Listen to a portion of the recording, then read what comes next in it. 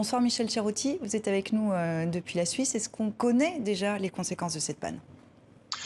Bonsoir Sylvie. Alors heureusement, il semblerait qu'au niveau bilan humain, il n'y ait pas eu de décès à constater. Je le dis au conditionnel parce que tout n'est pas encore certain. Mais contrairement à ce qui s'est passé en France où une panne un peu similaire a eu lieu au début du mois de juin et on devait déplorer malheureusement 5 décès liés à ça, il semblerait que hormis une bronca politique et populaire à l'endroit du fournisseur téléphonique Swisscom, eh bien, ça n'ait pas prêté à conséquence en termes de vies humaines. La panne a été résorbée en début de journée. Est-ce qu'on sait ce qui s'est passé?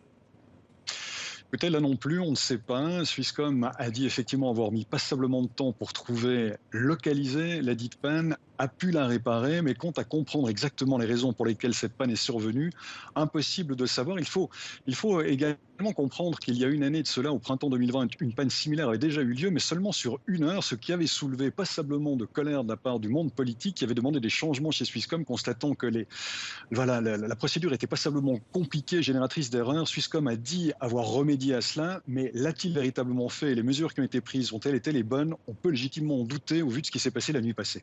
Merci Michel pour ces précisions depuis Genève.